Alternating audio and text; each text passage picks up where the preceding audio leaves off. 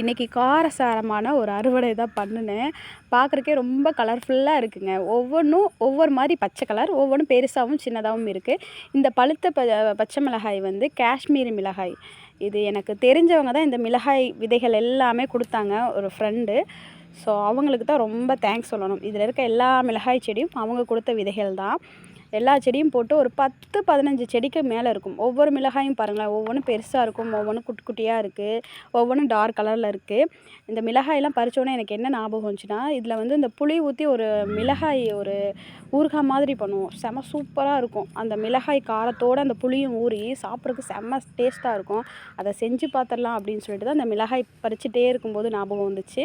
சரி நாளைக்கு ட்ரை பண்ணிடலாம் அப்படின்னு சொல்லிட்டு தான் இந்த அறுவடை பண்ணேன். இன்றைக்கி வந்து நிறைய அறுவடை பண்ணேன், அதெல்லாம் ஃபுல் வீடியோவில் காமிக்கிறேன். ஏன்னா மிளகாய் அறுவடையே வந்து அது ரொம்ப லென்த்தாக போயிட்டு இருந்துச்சு. அதனால தான் அந்த வீடியோ போட முடியல. பாருங்களேன் எவ்வளோ கலர்ஃபுல்லாக ஒவ்வொரு மிளகாயும் ஒவ்வொரு